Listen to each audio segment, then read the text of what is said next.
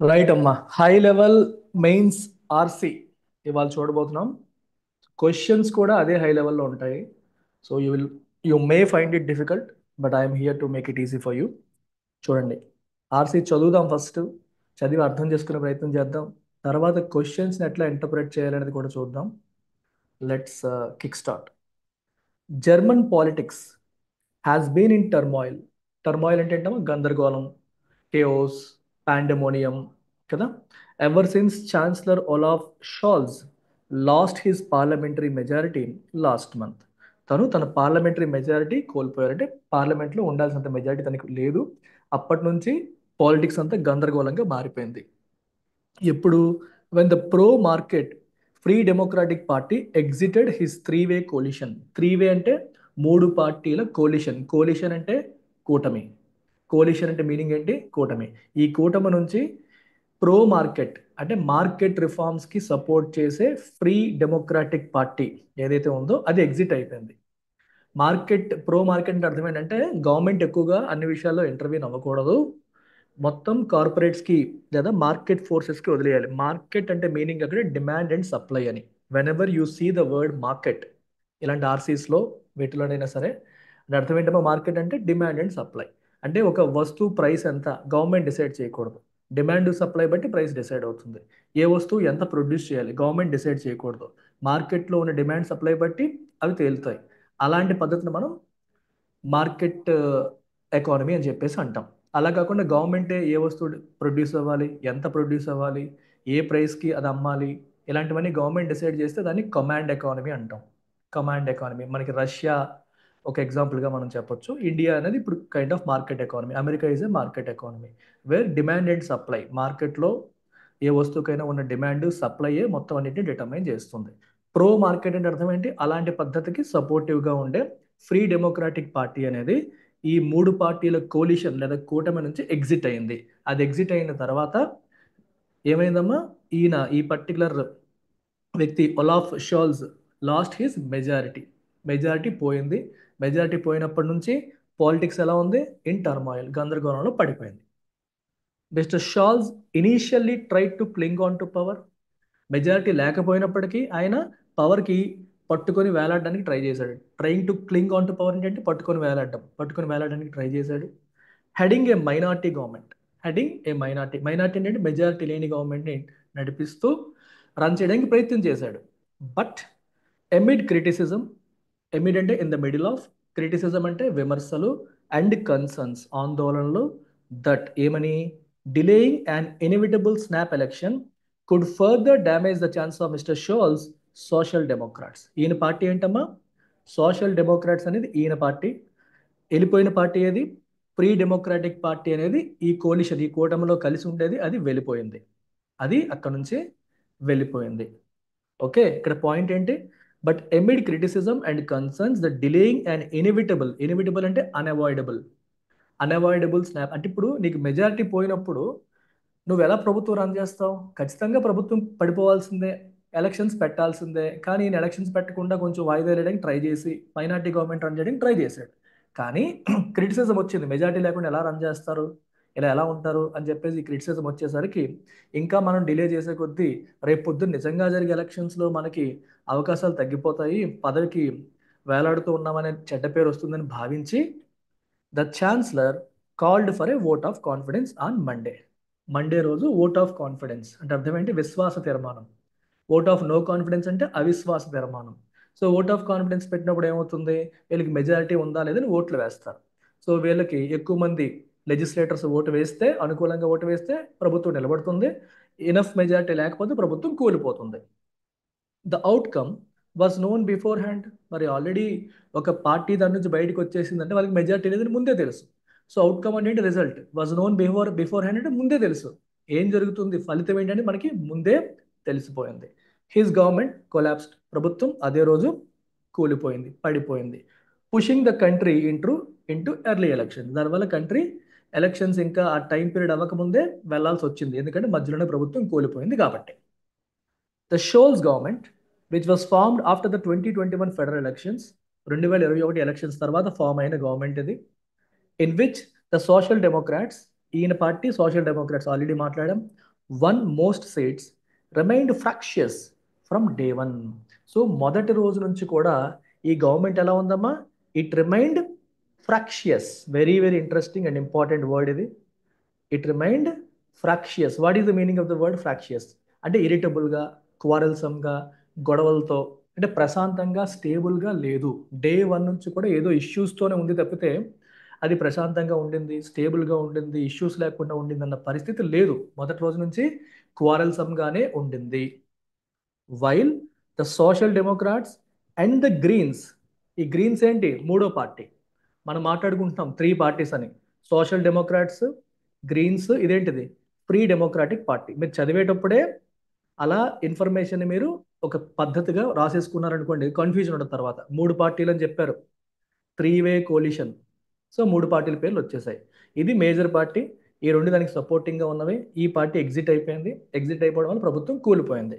అయితే ఈ రెండు పార్టీలు ఒక మాట మీద ఉన్నాయంట. ఈ రెండు పార్టీలు ఏమంటున్నాయి? They supported more public spending. వీళ్ళు ఏమన్నారు? పబ్లిక్ స్పెండింగ్ అంటే గవర్నమెంట్ ఎక్కువ స్పెండ్ చేయాలి. పబ్లిక్ స్పెండింగ్ అంటే ప్రజలు ఖర్చు పెట్టమని కాదమ్మా. అందుకే ఎకానమీ సబ్జెక్ట్ తెలిస్తే మనకి ఈజీ అయిపోతాయి. So they supported more public spending అంటే అర్థం ఏంటి? ప్రజలు ఖర్చు పెట్టమని కాదు, ప్రజల కోసం గవర్నమెంట్ ఖర్చు పెట్టడం. అంటే గవర్నమెంట్ ఎక్కువగా ఇన్ఫ్రాస్ట్రక్చర్ కోసం కావచ్చు, ప్రజలకు వెల్ఫేర్ స్కీమ్స్ కోసం కావచ్చు, ఎక్కువ ఖర్చు పెట్టాలి అని ఈ రెండు పార్టీలు సపోర్ట్ చేస్తే, the free Democrats pushed for austerity. Austerity అంటే అర్థం ఏంటి? ఖర్చు తగ్గించుకోవడం. If you are financially austere, austere అంటే జాగ్రత్తగా ఉండడం, పిచ్చి పిచ్చి ఖర్చులు, వేస్ట్ ఖర్చులన్నీ తగ్గించుకుంటూ ఉండాలని మనం ఆస్టియరిటీ అంటాం. సో వీళ్ళు వీళ్ళు వేరు వేరు మాట మీద ఉన్నారు. వీళ్ళేమో ఖర్చులు తగ్గించాలంటే, ఆ రెండు పార్టీలు ఏమో ఖర్చులు పెట్టాలి అన్నాయి. The government lacked coordination. ప్రభుత్వంలో ఆ మూడు పార్టీల మధ్య కోఆర్డినేషన్ అనేది లోపించింది. And what made the intra coalition fighting worse. ఈ ఇంట్రా కోలిషన్ అంటే అర్థం ఏంటి? Within the coalition. Coalition అంటే కూటమి. ఈ కూటమి లోపల ఫైటింగ్ జరుగుతుంది. ఈ ఫైటింగ్ ఇంకా వర్స్. ఎందుకు వర్స్ అయిందంటే చూడండి, వర్స్ ది ఫైనాన్షియల్ క్రైసిస్. అదే సమయంలో ఆర్థిక సంక్షోభం కూడా తగులుకుంది. ఇంటర్నల్గా పొలిటికల్గానే స్టేబుల్గా లేరు, ముగ్గురు ఒక మాట మీద లేరు. దానికి ఆర్థిక సంక్షోభం అనేది తోడైంది. ఓకేనా? ఉన్న సమస్యకి పుండు మీద కారం జల్లినట్టు, మూలిగే నక్క మీద తాటిబండు పడినట్టు తెలుగులో సామెతలు ఉంటాయి మీరు వింటే. ఆల్రెడీ ప్రాబ్లంలో ఉంటే మళ్ళీ ఇదొక సమస్య. Germany once the engine of the European economy. ఒకప్పుడు యూరోపియన్ ఎకానమీని నడిపించే ఇంజిన్లా ఉండేది జర్మనీ. ఇప్పటికీ జర్మనీ మనకి టాప్ 5లో టాప్ 10లో కనిపిస్తుంటుంది ఎకానమీస్లో. Has been in recession for 2 years. గత 2 సంవత్సరాలుగా జర్మనీ ఆర్థిక మాంద్యంలో ఉంది. రిసెషన్ అంటే అర్థం ఏంటి?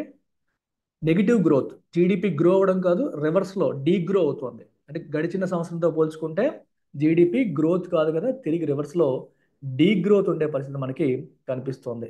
దాన్నే మనం రిసెషన్ అంటాం. With no consensus within the coalition on how to tackle the financial crisis. ఈ ఫైనాన్షియల్ క్రైసిస్ని ఎలా ట్యాకిల్ చేయాలి అనే విషయంలో పార్టీల మధ్య పార్టీల మధ్య ఏముందమ్మా? పార్టీల మధ్య ఏముంది? No consensus. Deflation is different. Deflation అంటే ధరలు తగ్గడం. రిసెషన్ అంటే జీడిపి డీగ్రో అవడం, అంటే ప్రొడక్షన్ తగ్గిపోవడం. What is GDP? Gross domestic product అంటే అర్థం ఏంటి? Total amount of goods and services produced in an economy. ఒక ఆర్థిక వ్యవస్థలో ఒక సంవత్సరంలో, ఆర్థిక సంవత్సరంలో ప్రొడ్యూస్ అయ్యే గుడ్స్ అండ్ సర్వీసెస్ యొక్క మొత్తాన్ని మనం జీడిపి అంటాం.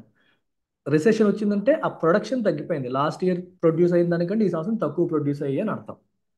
ఓకే. జనరల్గా రిసెషన్ వచ్చినప్పుడు డీఫ్లేషన్ వచ్చే అవకాశం ఉంటుంది, కానీ recession is not equal to deflation. Deflation అంటే ధరలు తగ్గడం. With no consensus within the coalition on how to tackle the financial crisis. ఈ ఫైనాన్షియల్ క్రైసిస్ని ఎలా హ్యాండిల్ చేయాలి అనే విషయంలో విత్ ఇన్ ద కోలిషన్ గ్రూప్లో కన్సెన్సస్ ఉందా? కన్సెన్సస్ అంటే అర్థం ఏంటి? ఏకాభిప్రాయం. ఏకాభిప్రాయం ఉందా? లేదు. వాళ్ళందరూ ఒక మాట మీద లేరు. So the government's popularity plunge అంటే పడిపోయింది. అంటే వీళ్ళందరూ ఒక మాట మీద ఉంటే, ఒక స్ట్రాటజీతో ఉంటే, ఇది మా స్ట్రాటజీ, ఈ ఎకానమీని మేము ఈ రకంగా కాపాడబోతున్నాము, ఫైనాన్షియల్ క్రైసిస్ నుంచి దేశాన్ని ఈ రకంగా బయటికి తీసుకొస్తామని ప్రజలకు తెలియపరిచేవారు. అన్ఫార్చునేట్లీ వాళ్ళ మధ్య ఒక రకమైన కోఆర్డినేషన్ లేదు. వాళ్ళ మధ్య వాళ్ళ ముగ్గురు ఒక మాట మీద లేరు. దానివల్ల ప్రభుత్వం యొక్క పాపులారిటీ ఏమైంది? ప్లంజ్ అంటే ఒకసారిగా పడిపోయింది. ఎందుకంటే ప్రజలకు తెలిసిపోతుంది, వీళ్ళకి ఒక స్ట్రాటజీ లేదు, వీళ్ళు ముగ్గురు ఒక మాట మీద లేదు, మనకి ప్రాపర్గా వీళ్ళు కమ్యూనికేట్ చేయట్లేదు, ప్రజలకు తెలిసిపోతుంది. కాబట్టి వీళ్ళ పాపులారిటీ పడిపోయింది. In November mister Scholz sacked his finance minister Christian Lindner. So తన ఫినాన్స్ మినిస్టర్, ఫ్రీ డెమోక్రాట్స్ పార్టీకి చెందిన ఫినాన్స్ మినిస్టర్ని ఆయన సాక్ చేశారు. సాక్ అంటే పదవిలోంచి తీశారు. ఫైర్డ్, సాక్డ్, ఊస్టెడ్ ఇలాంటి పదాలు మనం వాడచ్చు. రిమూవ్ చేస్తారు. Ceiling the governments fate. దెబ్బకి ఎప్పుడైతే తనని పీకేశారో ఒక్కసారిగా గవర్నమెంట్ యొక్క ఫేట్ సీల్ అయిపోయింది. గవర్నమెంట్ యొక్క ఫేట్ సీల్ అయిపోయింది. అంటే ఏంటి, మరి మన పార్టీకి చెందిన మినిస్టర్ని పీకేస్తే ఊరుకుంటాడేంటి? మినిస్టర్ని పీకేస్తే ఊరుకుంటారా? ఆ పార్టీ వెంటనే విత్డ్రా చేసింది సపోర్ట్ ఎప్పుడైతే విత్డ్రా చేసేసిందో దెబ్బకి ప్రభుత్వం కూలిపోయే పరిస్థితి వచ్చేసింది. ఎందుకు పీకేయాల్సి వచ్చింది అతన్ని? ఒక పాట మీద లేరు. ఈ రెండు పార్టీలు ఏమో ఎక్కువ ఖర్చు పెడదామంటున్నాయి, ఆ పార్టీ ఏమో ఖర్చు పెట్టొద్దు, ఊరికే ఖర్చులు పెట్టొద్దని వాళ్ళు అంటున్నారు. President Frank Walter Steinmeier will now call for elections. So ఎవరికి మెజారిటీ ఇప్పుడు లేదు కాబట్టి సో ప్రెసిడెంట్ ఏం చేస్తారు? విల్ నౌ కాల్ ఫర్ ఎలక్షన్స్కి పిలుపునిస్తారు. ఎలక్షన్స్ ఎన్నికల నగారా మోగుతుంది. మోస్ట్ లైక్లీ ఇన్ ఫిబ్రవరి 2025, 2025 ఫిబ్రవరిలో ఎలక్షన్స్ రాబోతున్నాయి. 7 months ఎర్లియర్ దాన్ ప్లాన్. టైం ప్రకారం అయితే ఇంకో 7 months టైం ఉంది, కానీ వీళ్ళు మెజారిటీ కోల్పోవడం వల్ల 2025 ఫిబ్రవరిలోనే ఎలక్షన్స్ జరగబోతున్నాయి. క్లియర్? ఫాలో అయ్యారు ఇప్పటి వరకు?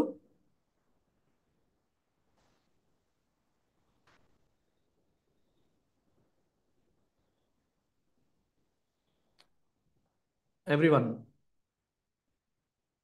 This is a difficult RC అంటే ఎడిటోరియల్. ఇది నేను చెప్తున్నాను కాబట్టి you may find it easy, but డైరెక్ట్గా చదివినప్పుడు మీకు ఇబ్బంది అవుతుంది. ఎందుకంటే మనకి సబ్జెక్ట్ నాలెడ్జ్ లేనప్పుడు, పదాలపైన గ్రిప్ లేనప్పుడు ఇబ్బంది అయ్యే అవకాశం ఉంటుంది. నేను అందుకే అంటున్నాను, ఓన్లీ వొకాబులరీ ఉంటే సరిపోదు, కొంతలో కొంత డీప్ సబ్జెక్ట్ నాలెడ్జ్ అక్కర్లేదు. అట్లీస్ట్ న్యూస్ పేపర్లో వచ్చేంత ఎడిటోరియల్స్లో వచ్చేంత నాలెడ్జ్ మనం గెయిన్ చేసుకున్నా సరే, నేను ఎంతైతే చెప్తున్నానో అంతవరకు మీ బ్రెయిన్లోకి వెళ్ళినా సరే మీకు చాలా ఈజీ అయిపోతుంది. You will be much ahead of your other students. వేరే వాళ్ళతో కంపేర్ చేసుకుని, మీ పియర్స్తో కంపేర్ చేసుకుని మీరు చాలా ముందుంటారు. When Angela Merkel was in power, her conservative coalition managed to offer political stability. So ఈయనకంటే ముందు ఏంజెలా మర్కెల్ ఉండేది. తన conservative coalition manage to offer political stability. So రాజకీయంగా స్టెబిలిటీ అంటే స్థిరత్వం. సో వీళ్ళ పార్టీ ఇప్పుడు స్థిరత్వాన్ని ఇవ్వలేకపోయింది, స్టెబిలిటీ ఇవ్వలేకపోయింది. ఎందుకు ఇవ్వలేకపోయింది? కొట్టుకుంటున్నారు, ముగ్గురు ఒక మాట మీద లేరు. కానీ అంతకంటే ముందు ఏంజెలా మెర్కెల్ ఉన్నప్పుడు తను ఇలాంటి ఇష్యూస్ ఉండేవి కాదు. స్టేబుల్ గవర్నమెంట్స్ ఉండేవి. Economic growth and a fine balancing between great powers. అప్పట్లో పొలిటికల్ స్టెబిలిటీ ఉండేది, ఎకనామిక్ గ్రోత్ కూడా ఉండింది, and fine balancing between great powers మధ్య రిలేషన్స్ కూడా ఒక బ్యాలెన్స్డ్గా మెయింటైన్ చేయగలిగే వాళ్ళు. Even during the Russia Ukraine tensions over 2014 Crimean annexation, 2014లో ఈ క్రిమియా అనే ఏరియా, ఇది కూడా మనకి యుక్రెయిన్లో ఉండేది.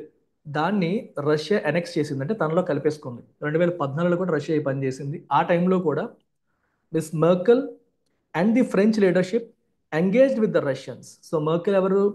ఈవెన్ జర్మన్ పిఎం, అలాగే ఫ్రెంచ్ లీడర్షిప్, జర్మనీ ఫ్రాన్స్ పక్కన ఉంటాయి. వీళ్ళిద్దరు కూడా రష్యన్స్తో ఎంగేజ్ అయ్యారు, which resulted in the 2 Minsk agreements. So Russia Ukraine వార్ని వాళ్ళు ఆపగలిగారు 2014లో. ఇద్దరు కలిసి రష్యన్స్తో ఎంగేజ్ అయ్యి ఆ వార్ని ఆపారు, ఆ అగ్రిమెంట్స్ సైన్ అవ్వడానికి కారణమయ్యారు. But 2 months after miss Scholz became chancellor, Russia invaded Ukraine. ఆవిడ ప్రభుత్వం పడిపోయి ఈయన ప్రభుత్వం వచ్చిన 2 నెలల్లోనే రష్యా మళ్ళీ ఇన్వేజన్ అంటే అర్థం ఏంటి? ఆక్రమించుకుంది. యుక్రెయిన్లోకి రష్యా చొరబడింది, ఆక్రమించుకుంది. Germany could do little to prevent the war. Germany could do little ఎన్నోసార్లు చెప్పాను ఎడిటోరియల్స్లో. ఏం చెప్పాను? లిటిల్ వితౌట్ ఆర్టికల్ అంటే నథింగ్, నో. లిటిల్ అంటే అర్థం ఏంటమ్మా? నో అని, నథింగ్ అని. సో ఈ వార్ని ప్రివెంట్ చేయడానికి ఏమీ చేయలేకపోయింది, జర్మనీ ఏమీ చేయలేకపోయింది. But it join the west in imposing sanctions on Russia. Germany ఏం చేసింది? వెస్టర్న్ కంట్రీస్తో కలిసి రష్యా పైన శాంక్షన్స్ విధించింది. శాంక్షన్స్ అంటే ఏంటి? ఇక్కడ ఆంక్షలు అంటాం. ఆంక్షలు అంటే పెనాల్టీస్, పనిష్మెంట్స్ అన్నట్టు. శాంక్షన్స్ అంటే మనకి 2-3 మీనింగ్స్ ఉంటాయి. ఓకే, ప్రయర్ శాంక్షన్ అంటే అప్రూవల్ అనే మీనింగ్ ఉంది. నాకు స్కాలర్షిప్ శాంక్షన్ అయింది అంటాం, అప్రూవ్ అయింది అంటాం, అదొక మీనింగ్. ఇంకో మీనింగ్ ఏంటి? ఆంక్షలు. ఆంక్షలు అంటే మీరు ఇంటర్నేషనల్ రిలేషన్స్లో ఒక కంట్రీ పద్ధతిగా నడుచుకోనప్పుడు మిగిలిన కంట్రీలన్నీ కూడా ఆ కంట్రీని పనిష్ చేయడానికి ట్రై చేస్తాయి. ఎలా చేస్తాయి? మీ దగ్గర మేము కొనం, మీతో మేము సంబంధాలు మెయింటైన్ చేయం, మీతో రిలేషన్స్ మెయింటైన్ చేయం, ఇట్లా చెప్తూ వాళ్ళు ఆ కంట్రీని ఇబ్బంది పెట్టడానికి ట్రై చేస్తారు. అలా ఇచ్చే పనిష్మెంట్స్ని మనం శాంక్షన్స్ అంటాం. ఇంపోజ్ అంటే విధించడం. వెస్టర్న్ కంట్రీస్ అన్నీ కూడా రష్యా ఒకేసారి యుక్రెయిన్ పైన దాడి చేసిందని చెప్పి ఈ కంట్రీస్ అన్ని రష్యా పైన ఏం చేశాయి, శాంక్షన్స్ విధించడానికి ట్రై చేశాయి. అంటే అర్థం ఏంటి, రష్యా దగ్గర మేము ఆయిల్ కొనం, రష్యా దగ్గర మేము గ్యాస్ కొనం అని చెప్పాయి అనమాట. Which hit the European economies as well. దానివల్ల రష్యాకి ఎంత దెబ్బ తగిలిందో తెలియదు కానీ యూరోపియన్ ఎకానమీస్ కూడా దెబ్బతిన్నాయి. ఎందుకంటే రష్యా నుంచి వచ్చే ఆయిల్ వీళ్ళు కొనడం మానేసరికి ఏమవుతుంది, వేరే చోట ఆయిల్ వాళ్ళు రేట్లు పెంచేశారు, సప్లై తగ్గిపోయింది, ఆ ఆయిల్ రేట్లు పెరిగిపోయి వీళ్ళు సఫర్ అయిపోయారు. ఇప్పుడు the Nord Stream pipe line built to bring Russian gas to Germany was blown up. ఈ నార్డ్ స్ట్రీమ్ అనే పైప్ లైన్ నుంచి రష్యా నుంచి గ్యాస్ జర్మనీకి వస్తుంది. ఆ పైప్ లైన్ని పేల్చేశారు ఎలీజిడ్లీ బై ద యుక్రేనియన్స్. ఎవరైనా తెలియదు కానీ యుక్రేనియన్స్ పేల్చారని చెప్పి అంటున్నారు. ఎలీజిడ్ అంటే ఆరోపిస్తున్న విధంగా, అంటున్న విధంగా అని అర్థం. The war worsened the west energy crisis. ఈ వార్ వల్ల ఏమైంది, వెస్టర్న్ కంట్రీస్, మీరు ప్రపంచాన్ని వెస్ట్ ఈస్ట్ కింద డివైడ్ చేయొచ్చు. వెస్టర్న్ కంట్రీస్ కింద ఏమొస్తాయి, యూరోపియన్ కంట్రీస్, అమెరికా, ఇవన్నీ వెస్టర్న్ కంట్రీస్ కిందకి వస్తాయి. ఈస్టర్న్ వైపు ఏమొస్తాయి, మన ఇండియా, చైనా, రష్యా. రష్యా సగం అటు సగం ఇటు ఉంటుంది, ఇవన్నీ ఈస్టర్న్ కంట్రీస్ కిందకి వస్తాయి. సో ఈ వార్ వల్ల ఏమైంది, వెస్టర్న్ కంట్రీస్లో ఎనర్జీ క్రైసిస్ వచ్చింది. ఎనర్జీ అంటే అర్థం ఏంటి, ఈ ఫ్యూయల్, గ్యాస్ ఇవన్నీ వాళ్ళకి ఉండాల్సినంత ఉండని పరిస్థితి వచ్చేసింది. ఎందుకంటే ప్రధానంగా అవి రష్యా నుంచి సప్లై అవుతాయి. మరి రష్యాతో వీళ్ళే కావాలని మీ దగ్గర కొనమని పెట్టుకున్నారు. సో దానివల్ల క్రైసిస్ వచ్చింది. దానివల్ల ఏమైపోయి వాటి రేట్లు పెరిగిపోయాయి. In turn impacting the cost of living crisis. అంటే అర్థం ఏంటి, దానివల్ల ఏమైంది, ప్రజల లివింగ్ కాస్ట్ పెరిగిపోయింది. ఉప్పులు పప్పులు అన్నీ పెరిగిపోయాయి. ఎందుకంటే మనకి ట్రాన్స్పోర్టేషన్ పెరిగిపోతుంది, గ్యాస్ ఖర్చులు పెరిగిపోతాయి, పెట్రోల్ డీజిల్ అన్నీ పెరిగిపోయేసరికి వాళ్ళకి కాస్ట్ ఆఫ్ లివింగ్ క్రైసిస్ వచ్చే పరిస్థితి వచ్చింది. It then snowballed into a larger economic meltdown. ఆ తర్వాత దేనికి దారితీసింది, స్నోబాల్ అంటే into a larger economic meltdown అంటే చిన్నగా మొదలైంది ఇంకా పెద్దగా, ఇంకేమైందమ్మా, లార్జర్ ఎకనామిక్ మెల్ట్ డౌన్ కింద ట్రాన్స్ఫార్మ్ అయిపోయింది. అంటే ఇంకొక పెద్ద ఎకనామిక్ క్రైసిస్ కింద ఇలా మొదలైంది, ఇలా పెద్దదైపోయింది అని చెప్తున్నాడు అనమాట. Triggering political instability. దానివల్ల పొలిటికల్ ఇన్స్టెబిలిటీ వచ్చేసింది. అంటే ఇక్కడ ఏమవుతుందంటే ఆల్రెడీ వీళ్ళు స్ట్రగుల్ అవుతున్నారు, దానికి తోడు ఫినాన్షియల్ క్రైసిస్. ఈ ఫినాన్షియల్ క్రైసిస్ వల్ల ఇంకా పొలిటికల్ ఇన్స్టెబిలిటీ ఇంకా పెరిగే పరిస్థితి వచ్చింది. Germany is not the only country battling economic woes and political instability. ఈ రాజకీయ అనిశ్చితి మరియు ఎకనామిక్ వోర్స్ అంటే ప్రాబ్లమ్స్, ఆర్థికపరమైన ఇబ్బందులు, బ్యాట్లింగ్ అంటే ఫైటింగ్, వీటిని ఫైట్ చేస్తున్న కంట్రీ ఒక్క జర్మనీ అంటే కాదు. జర్మనీతో పాటు వేరేవి కూడా ఉన్నాయి. ఈ నైబరింగ్ ఫ్రాన్స్, పక్కనే ఉన్న ఫ్రాన్స్లో కూడా a government collapse in 3 months. 3 నెలల్లో గవర్నమెంట్ కొలాప్స్ అయిపోయింది. And president Emmanuel Macron has appointed new prime minister. ఆయన కొత్త ప్రైమ్ మినిస్టర్ని అపాయింట్ చేశారు. Who also lacks a majority in parliament. ఆయనకు కూడా పార్లమెంట్లో మెజారిటీ లేదు. Elsewhere in the continent, European కాంటినెంట్లో ఇంకా వేరే చోట far right parties with neo Nazi views are resurgent. అంటే అర్థమైంది, రిసర్జెంట్ అంటే అర్థం అంటే మళ్ళీ పైకి లేస్తున్నాయి, జీవం పుంజుకుంటున్నాయి. రీ అంటే మళ్ళీ, సర్జ్ అంటే పైకి లేవడం. నియో నాజీ, నాజీ అంటే ఏంటమ్మా, జర్మ్ నాజీ జర్మనీ వింటారు కదా, Hitler, Hitler party Nazi party. So మరి హిట్లర్ ఎటువంటి వాడు, డెమోక్రసీని సపోర్ట్ చేసేవాడా, డిక్టేటర్. సో అట్లాంటి భావజాలంతో ఉన్న పార్టీలు మళ్ళీ లేస్తున్నాయి అని అర్థం. అంటే అట్లాంటి భావజాలంతో ఉన్న పార్టీలకి మళ్ళీ జీవం వస్తుంది. ఎందుకు వస్తుందో తెలుసా, ఎప్పుడైనా ఆలోచించారా మీరు? ఎప్పుడైనా సరే ఇలాంటి డిక్టేటర్స్ని ప్రజలు ఎలా ఎన్నుకుంటారు, అలాంటి వాళ్ళు లీడర్స్ ఎలా అయిపోతారో మీకు అనిపిస్తుంది. ఎప్పుడు అవుతారంటే దేశం పరిస్థితి బాగాలేనప్పుడు, ఆర్థిక వ్యవస్థ కుదేలైపోయినప్పుడు, ప్రజలు అష్టకష్టాలు పడుతున్నప్పుడు ఎవరిలోనూ హోప్ చూస్తారు. ఈయన వస్తే మన మొత్తం పరిస్థితి మార్చేస్తాడు, మన భవిష్యత్తు మారిపోతుందని వాళ్ళలో హోప్ చూసి వాళ్ళు విపరీతంగా సపోర్ట్ చేసి గెలిపించేస్తారు. అలాగే హిట్లర్ వచ్చారు. అప్పుడు World War I అయిన తర్వాత జర్మనీ ఆర్థిక పరిస్థితి దారుణంగా తయారైతే ఆ టైంలో హిట్లర్ ఒక హోప్ లా కనిపించారు. అండ్ హిట్లర్ ఆపర్చునిటీని ఉపయోగించుకొని ఆయన జర్మనీని రూల్ చేయడం జరిగింది. సో ఇప్పుడు కూడా జర్మనీ ఆర్థిక పరిస్థితి బాగాలేదు, మనకి పొలిటికల్ ఇన్స్టెబిలిటీ కూడా ఉంది. సో ఈ టైంలో యూరోపియన్ కాంటినెంట్లో చాలా కంట్రీలు అలాగే ఉన్నాయి. సో ఫార్ రైట్ పార్టీస్ అంటే అటువంటి భావజాలం ఉన్న పార్టీలు మళ్ళీ మళ్ళీ జీవం పుంజుకుంటున్నాయి. ఇలాంటి టైంలో ప్రజలకి వాళ్ళు హోప్ క్రియేట్ చేస్తూ ఉంటారు అన్నమాట. Mister Scholz is likely to lead the Social Democrats in the elections. Social డెమోక్రాట్స్ని ఈయనే లీడ్ చేయబోతున్నారు. And but the Conservative Christian Democrats are the front runners. కానీ వీళ్ళు గెలిచే అవకాశం ఉందా, తక్కువ. ఎందుకు, వీళ్ళకి ప్రభుత్వం ఆల్రెడీ కొలాప్స్ అయిపోయింది, ఎకనామిక్ క్రైసిస్ మీరు సరిగ్గా హ్యాండిల్ చేయలేకపోయారు, ఒక మాట మీద లేకపోయారు. సో అపోజిషన్ పార్టీ అయిన కన్జర్వేటివ్ క్రిస్టియన్ డెమోక్రాట్సే ఫ్రంట్ రన్నర్స్, గెలవడానికి వాళ్ళకే అవకాశం ఉంది. A trial by fire awaits whoever wins. ఎవరు గెలిచినా సరే it's not going to be easy. Trial by fire అంటే అర్థం ఏంటో తెలుసా? You are going to face a difficult task అని. హూ ఎవర్ కమ్స్, ఆర్థిక పరిస్థితి అనేది బాగాలేదు, ఇట్స్ లైక్ ముళ్ళ కిరీటం అది. సో దాన్ని మీరు పెట్టుకున్నట్టే. గెలిచిన తర్వాత కూడా ప్రభుత్వాన్ని నడపడం అంత సులువు కాదు. It is going to be a difficult task. మీ యొక్క స్కిల్స్ అన్నింటినీ టెస్ట్ చేస్తుంది. అలాంటి పరిస్థితులు ఇప్పుడు జర్మనీలో నెలకొన్నాయి. సో ఎవరు గెలిచినా సరే వాళ్ళకి రాబోతున్న రోజులు అంత ఈజీగా ఉండబోవు. ఎకనామిక్ పరిస్థితి క్రైసిస్ దారుణంగా ఉంది. దాని నుంచి బయటపడడం అంత ఈజీ కాదు. So it is going to B a daunting difficult task అని అర్థం. So this is the story of the editorial. నేను మొత్తం డీటెయిల్గా చెప్పాను. వెరీ టఫ్ ఆర్టికల్, ఎందుకంటే మీకు సబ్జెక్ట్ నాలెడ్జ్ కావాలి, పొలిటికల్ స్టఫ్ యాడ్ అయింది, ఎకనామిక్ స్టఫ్ యాడ్ అయింది. యాక్చువల్గా నిన్నటి ఎడిటోరియల్ అది. నిన్న హిందూ పేపర్లో మనం చేసింది కాకుండా రెండో ఎడిటోరియల్ అదే తీసుకున్నాను. సో ఇట్లాంటివి వచ్చే అవకాశం ఉందా? వస్తున్నాయి, నేను చూస్తున్నాను కదా పేపర్స్. ప్రిలిమ్స్లో వచ్చిన ఆర్సీలు టఫ్ టఫ్ ఉంటున్నాయి. మరి మెయిన్స్ ఇంకా చూడక్కర్లేదు. మెయిన్స్ డెఫినెట్గా చూడక్కర్లేదు. స్కిమ్ చేయాలంటే ఫస్ట్ నీకు ఒకాబులరీ రాకుండా, అండర్స్టాండింగ్ లేకుండా స్కిమ్మింగ్ అనేది అసలు పాసిబుల్ కాదు. బేసిక్ అండర్స్టాండింగ్ కాకుండా you can't skim it. So first of all ఈ ఆర్టికల్ మీరు స్కిమ్ చేయాలనుకోండి. స్కిమ్మింగ్ అంటే ఏంటమ్మా? ఫాస్ట్గా చదవడం, పైన చదవడం, పైన చదివి దాంట్లో ఉన్న పార్ట్ని మనం పక్కన పెట్టుకోవడం. ఎగ్జామ్లో రాసేటప్పుడు ఇంత స్లోగా చదవడానికి అవకాశం ఉండదు కాబట్టి దీంట్లో మోస్ట్ ఇంపార్టెంట్ కీవర్డ్స్ని హైలైట్ చేసుకుంటూ చదవాలి. ఒకసారి ఇప్పుడు నేను ఫాస్ట్గా చదువుతాను. నేను డైరెక్ట్గా ఫాస్ట్గా చదివితే మీకు ఏమొక్క అర్థం కాదు. అందుకే మొత్తం చెప్పేశాను కాబట్టి ఇప్పుడు మళ్ళీ ఫాస్ట్గా చదవడం ఎలాగో కూడా చూద్దాం.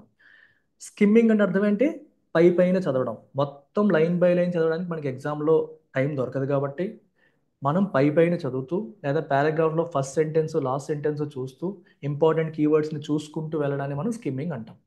అలా చేసుకుంటూ ఒక పారాగ్రాఫ్ అవ్వగానే ఆ పారాగ్రాఫ్లో ఏం చెప్పడానికి ట్రై చేశారు పక్కన రాసుకోవడం, నెక్స్ట్ పారాగ్రాఫ్లో ఏం చెప్పడానికి ట్రై చేశారు పక్కన రాసుకోవడం, దెన్ క్వశ్చన్స్లోకి వెళ్ళి మళ్ళీ coming back and fourth. That is one way of doing RC. Skimming ద్వారా చేయడం అంటే అర్థం అది. సో ఇప్పుడు ఈ ఆర్టికల్ని మనం స్కిమ్మింగ్ ద్వారా చేయాలనుకోండి, అప్పుడు ఎలా చేస్తాం? జర్మన్ పాలిటిక్స్ ఓకే టర్మాయిల్లో ఉన్నాయి, అంటే పాలిటిక్స్ ఇన్స్టేబుల్గా ఉన్నాయి, అర్థమైపోయింది. మెజారిటీ లేదు, దానివల్ల ఇష్యూస్ ఉన్నాయి. అలా నేను చూసుకుంటూ వెళ్తాను, పైన వెళ్తాను, మిగిలిన స్టోరీ అంతా చదవను. ఓకే, ఇదంతా ఇక్కడ నుంచి ఇదంతా కూడా ఈ టర్మాయిల్ని ఇండికేట్ చేస్తున్న వర్డ్సే. సో స్టేబిలిటీ లేదని చెప్పారు. స్టెబిలిటీ ఎందుకు లేదంటే ఒక పార్టీ వెళ్ళిపోయింది, మైనార్టీ గవర్నమెంట్, ఇవన్నీ చెప్పుకుంటూ వచ్చారు. నేను స్టోరీ ఎక్కడ మారుతుందో మళ్ళీ చూస్తాను. ఇక్కడ చూస్తాను. అక్కడ నుంచి ఎక్కడికి వస్తానంటే డైరెక్ట్గా ఇక్కడికి వచ్చేస్తాను. While social democrats and green supported more public spending, free Democrats pushed for austerity. అక్కడ డైరెక్ట్గా వెళ్ళిపోయేసా? డైరెక్ట్గా వెళ్ళలేదు, నా కళ్ళు చదువుకుంటూ వెళ్ళిపోయాయి. ఇక్కడ నుంచి నేను చదువుకుంటూ ఇక్కడికి వచ్చేసాను డైరెక్ట్గా. ఎందుకంటే పాలిటిక్స్ టర్మాయిల్లో ఉందని చెప్పేశాడు. అక్కడ నుంచి ఇక్కడ వరకు చెప్తుందంతా దాని గురించే. వాళ్ళ మధ్య గొడవలు అవుతున్నాయి, మొదటి నుంచి బాగాలేరు, అది ఇది. ఇప్పుడు ఫర్ ఎగ్జాంపుల్ ఆ భార్యాభర్తలు మాట్లాడుకోవట్లేదు అంటాం. ఇంకా ఈ రోజు ఈ గొడవ అయింది, నిన్న ఆ గొడవ అయింది, మొన్న ఆ గొడవ అయింది, ఇదంతా ఏంటి? Additional details. నాకు గొడవ అని తెలిసిపోయింది. ఎక్కడి నుంచి ఇక్కడ వరకు నాకు ఏమర్థమైంది? టర్మాయిల్లో ఉంది, పార్టీల మధ్య సఖ్యత లేదు, క్లియర్. అయితే ఏంటి, ఎందుకు లేదు? పాలసీస్ వేరున్నాయి. Social Democrats Greens more public spending కోరుకుంటుంటే ఫ్రీ డెమోక్రాట్స్ ఆస్టిరిటీ కోరుకుంటున్నారు. ఆస్టిరిటీ అంటే అర్థం ఏంటి? ఖర్చు పెట్టొద్దని. ఇక్కడ మనకి తేడా తెలిసిందే. సో కోఆర్డినేషన్ లేదు, దానివల్ల ఇష్యూ వచ్చింది. వీటితో పాటు ఇక్కడ ఫైనాన్షియల్ అని రాశాడు.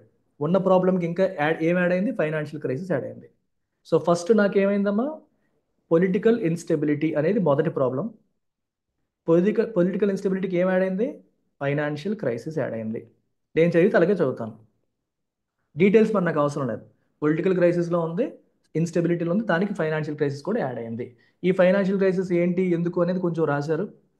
ఎందుకు రాశారంటే మీరు ఒకసారి గమనిస్తే ఈ రష్యా గురించి రాయడం అనేది జరిగింది. ఆ రెండో చూడండి, వాళ్ళు ఫైనాన్షియల్ క్రైసిస్ని ఎలా హ్యాండిల్ చేయాలో వాళ్ళకి తెలియలేదు, నో కన్సెన్సస్. దీన్ని ఎలా హ్యాండిల్ చేయాలనే విషయంలో నో కన్సెన్సస్, వాళ్ళు ఏకాభిప్రాయంతో లేరు. ఓకే, ఏకాభిప్రాయంతో లేరు.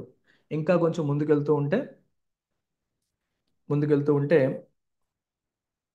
తర్వాత ప్రీవియస్ లీడర్ గురించి మాట్లాడారు, ఏంజెలా మెర్కెల్ గురించి మాట్లాడారు. That is okay. తను ఉన్న టైంలో రష్యా యుక్రెయిన్ వార్ జరిగింది, అయినప్పటికీ కూడా తన పక్కన వాళ్ళతో కలిసి ఫ్రెంచ్ లీడర్షిప్తో కలిసి అగ్రిమెంట్ సైన్ చేసింది, అంటే వీళ్ళకంటే తను బెటర్గా హ్యాండిల్ చేసింది అని అర్థం. అవన్నీ మనకు అవసరం లేదు పెద్దగా. ఓకే, ఇది చూడండి. సో వెస్ట్తో కలిసి వీళ్ళు ఏం చేశారు, ఈయన వచ్చిన తర్వాత వెస్టర్న్ కంట్రీస్తో కలిసి రష్యా పైన శాంక్షన్స్ విధించారు. సో రష్యా ఆస్పెక్ట్ అనేది ఎక్కువసేపు మాట్లాడారు కాబట్టి రష్యా గురించి మాట్లాడాలి. రష్యా పైన వీళ్ళు శాంక్షన్స్ విధించారు. దానివల్ల ఏమైంది, వీళ్ళ ఎకానమీ కూడా దెబ్బతినింది. సో వీళ్ళ ఎకానమీ కూడా హిట్, ఇది కూడా దెబ్బతినింది.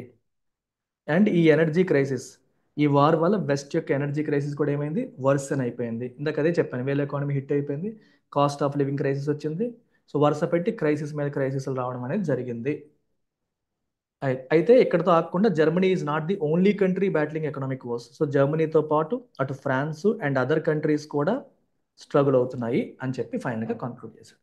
సో ఇక్కడ నేను స్కిమ్మింగ్ చేసిన తర్వాత నేను ఫైనల్గా తేల్చింది ఏంటంటే, పొలిటికల్ ఇన్స్టెబిలిటీ ఉంది, ఫైనాన్షియల్ క్రైసిస్ ఉంది, ఒక ఏకాభిప్రాయంతో లేరు, రష్యా వార్ కూడా ఈ ప్రాబ్లమ్ ఇంకా పెద్ద చేసింది, వీళ్ళ ఎకానమీ కంప్లీట్గా హిట్ అయింది, వీళ్ళ ఎకానమీతో పాటు యూరోప్లో ఉన్న అదర్ ఎకానమీస్ కూడా సఫర్ అయ్యాయి.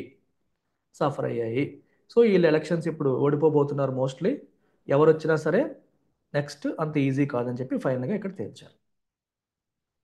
ఇక్కడ తేల్చడం అనేది జరిగింది.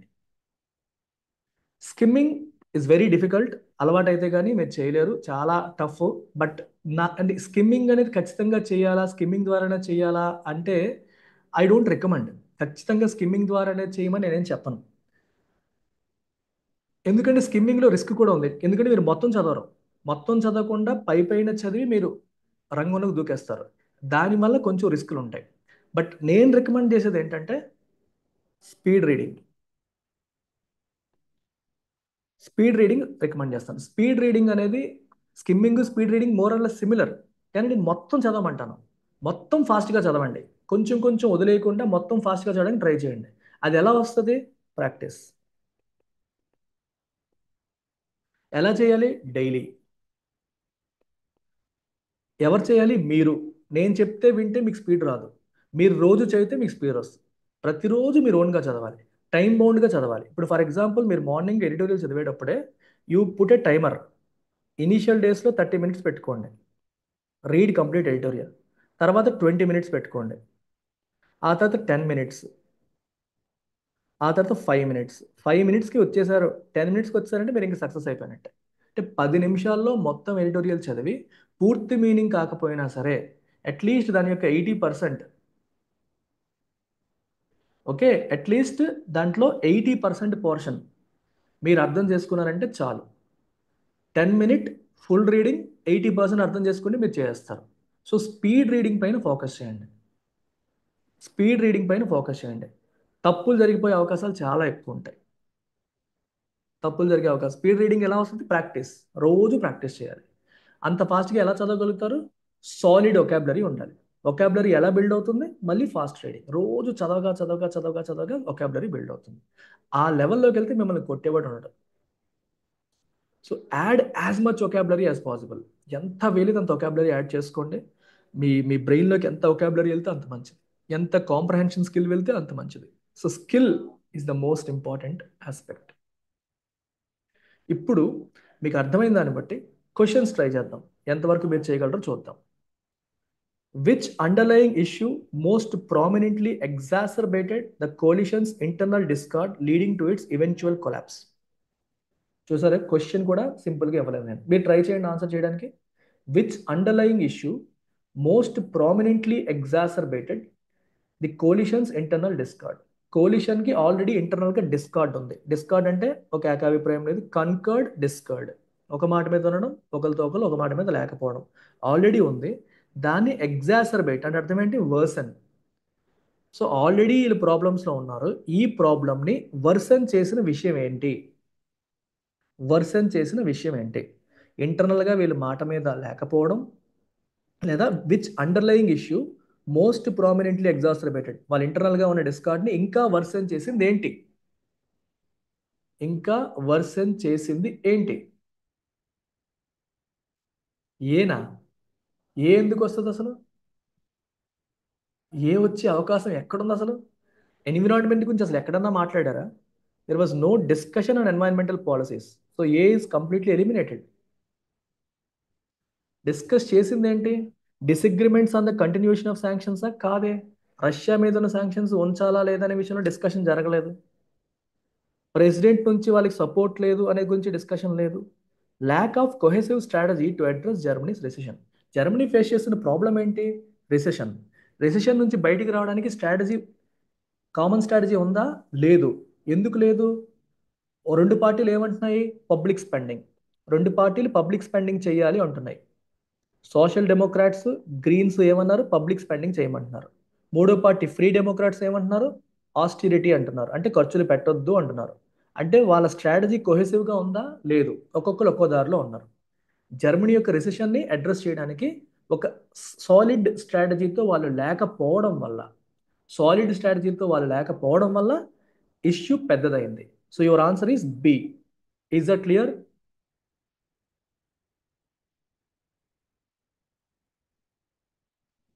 Is that clear?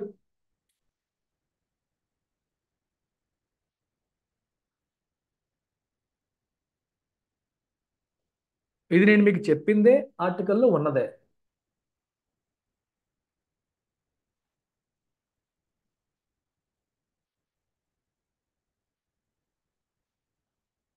I'm waiting for your response.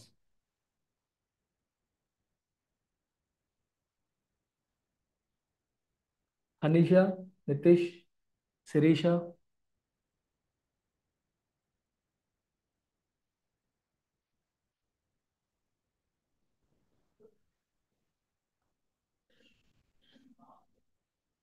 Policies దగ్గర పాలిటిక్స్ ఏంటబ్బా? ఇక్కడ ఎన్విరాన్మెంటల్ గురించి అసలు ఏం డిస్కస్ చేశారు నితీష్? ఏం ఆలోచిస్తున్నావు నువ్వు? అసలు ఎన్విరాన్మెంట్ గురించి అసలు డిస్కషన్ జరిగిందా? Is there any discussion on environment in the article? It is all about economic policies. Environment గురించి డిస్కషనే జరగలేదు కదా. మరి ఎందుకు కన్ఫ్యూజ్ అవుతున్నావు? There was no discussion on environment in the article. అందులో మరి డైవర్జెంట్ ఐడియాలజికల్ స్టాన్సెస్ అసలు ఎక్కడ ఉంది? అసలు ఐడియాలజీ ఎక్కడ వచ్చింది ఇక్కడ? వీళ్ళ ఐడియాలజీ ఏంటి, వాళ్ళ ఐడియాలజీ ఏంటి? ఒకే ఒక్క దగ్గర డైవర్జెన్స్ చెప్పారు. ఎక్కడ మాట్లాడారు? జర్మనీ రిసెషన్ని హ్యాండిల్ చేసే విషయంలో ఒక మాట మీద లేరు. ఎందుకు లేరు? వాళ్ళు పబ్లిక్ స్పెండింగ్ చేస్తామంటున్నారు, వీళ్ళేమో వద్దంటున్నారు. మీరు ఒకే ఒక్క పాయింట్ ఎంటైర్ ఆర్టికల్లో మీరు ఎక్కువ ఆలోచించకండి. ఆర్టికల్ మొత్తంలో నేను ఇందాక అదే చెప్పాను. నేను ఇక్కడ హైలైట్ చేశాను కూడా, చూసారా? ఆర్టికల్ మొత్తంలో ఈ పార్టీలు ఒక మాట మీద లేదు అని చెప్పింది ఎక్కడ? ఇది ఒకటే. While the social democrats and greens supported more public spending, the free Democrats pushed for austerity. వాళ్ళు పబ్లిక్ స్పెండింగ్ అంటే గవర్నమెంట్ ఎక్కువ స్పెండ్ చేయాలని సపోర్ట్ చేస్తే, ఫ్రీ డెమోక్రాట్స్ ఏం చేశారు? ఆస్టిరిటీ అంటే ఎక్కువ ఖర్చు పెట్టొద్దు అనేదాన్ని సపోర్ట్ చేశారు. So this is the only area మనకి క్లియర్గా ఇచ్చాడు. మిగిలింది ఎక్కడ మనకు చెప్పలేదు. వాళ్ళు ఏ విషయంలో మనకి ఉన్నారా లేదని మనకి ఎక్కడా చెప్పలేదు. అదొక్కటే చెప్పారు. అయితే మీకు ఆ స్టేట్మెంట్ యాజ్ టీజ్గా ఇచ్చిన ఆప్షన్స్లో ఇవ్వలేదు. ఆప్షన్స్లో నేను ఇవ్వలేదు. కానీ జర్మనీ రిసెషన్లో ఉందన్న విషయం చెప్పామా లేదా? చెప్పాం. సో జర్మనీ రిసెషన్లో ఉంది కాబట్టే రిసెషన్ నుంచి బయటపడడానికి ఏ పాలసీ ఫాలో అవ్వాలి? దానికి ఆ రెండు పార్టీలు ఏం చేశాయి? Public spending. ఈ పార్టీ ఏం చెప్పింది? ఆస్టిరిటీ. సో స్ట్రాటజీ ఒకటే ఉందా? లేదు. అది major problem. So as it ఈస్గా మీకు స్టేట్మెంట్ లేదు, కానీ ఆర్టికల్లో ఉన్నదాని నుంచే ఈ క్వశ్చన్ ఉంది. మీరు ఎలిమినేషన్ ద్వారా కూడా కొట్టేయచ్చు, ఎందుకంటే ఎన్విరాన్మెంటల్ పాలసీల గురించి డిస్కషన్ జరగలేదు. రష్యా మీద శాంక్షన్స్ విధించడం గురించి మనం మాట్లాడాం. అది కంటిన్యూ చేయాలా లేదా అనే విషయంలో డిసగ్రిమెంట్ జరిగాయని చెప్పి ఎక్కడ రాయలేదు. ప్రెసిడెంట్ సపోర్ట్ గురించి ఎక్కడ రాయలేదు. సో మీరు ఎలిమినేట్ చేయడం ద్వారా కూడా చేయొచ్చు. ఈ మూడు clearly eliminated. Your answer is B. Is that clear?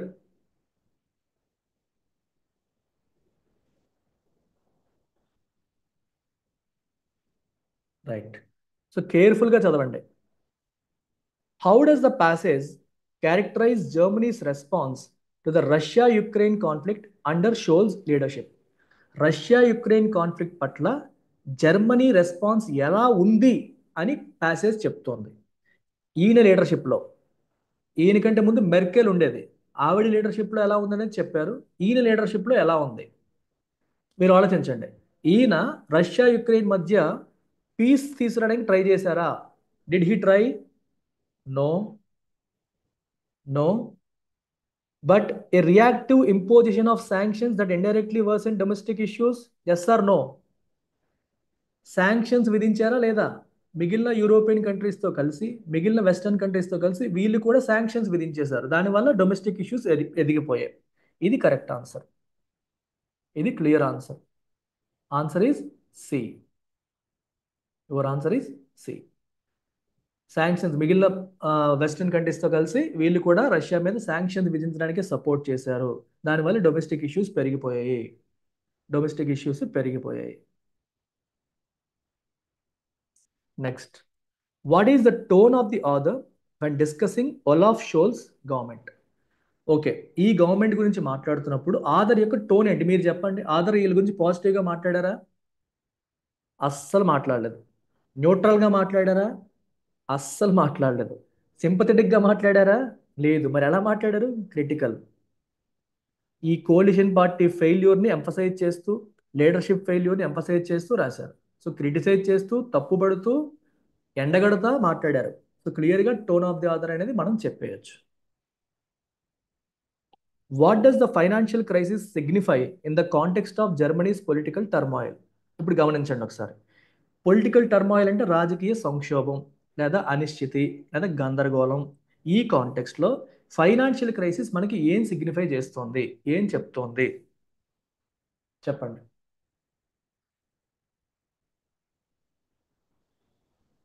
ఏం చెప్తోంది? So this is a difficult question. I want you to go through each option and try and see if it can be eliminated or picked. Financial crisis అనేది ఏం చెప్తోంది?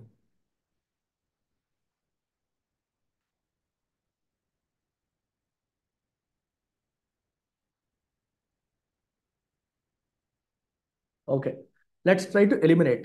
Look at option C. An isolated, an isolated economic phenomenon unrelated to government policies. Government పాలసీస్తో సంబంధం లేకుండా financial crisis వచ్చింది, వీటికి దానికి సంబంధం లేదని చెప్పాడు. ఇది కరెక్టా? మీరు మీరు ఆలోచించి చెప్పండి. గవర్నమెంట్ పాలసీస్తో సంబంధం లేకుండానే క్రైసిస్లు వచ్చేసాయా?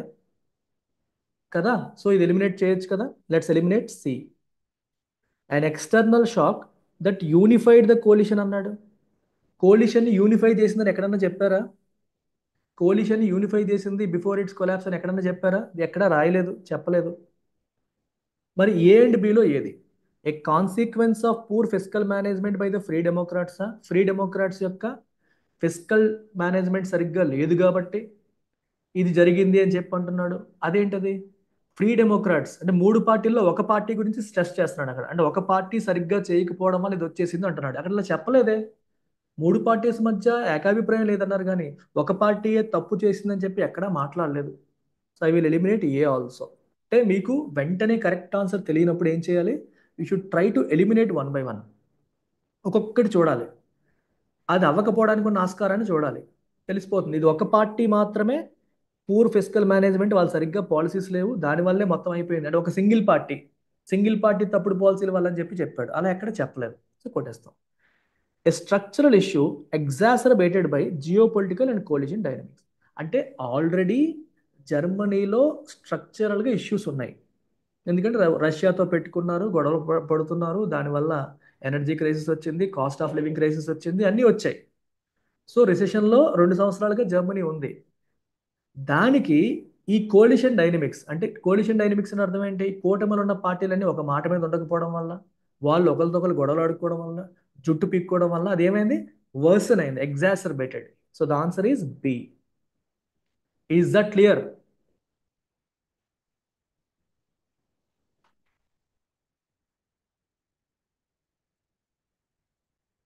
రైట్.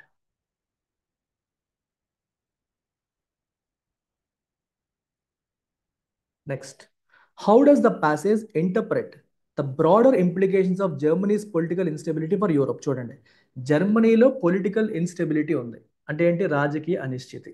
దీని ఇంప్లికేషన్స్ యూరోప్ పైన ఎలా ఉన్నాయి? సో దాని గురించి ప్యాసేజ్ ఏం చెప్తుంది మీరు ఒకసారి చెప్పండి. జర్మనీలో పొలిటికల్ ఇన్స్టెబిలిటీ ఉంది, మిగిలిన యూరోప్ అంతా ప్రశాంతంగా ఉందని చెప్పాడా? లేదు, ప్రశాంతంగా ఉందని చెప్పలేదు. జర్మనీతో పాటు బయట కూడా బాలేదనే చెప్పాడు. మిగిలిన యూరోపియన్ కంట్రీస్లో కూడా ఇష్యూస్ ఉన్నాయనే చెప్పారు.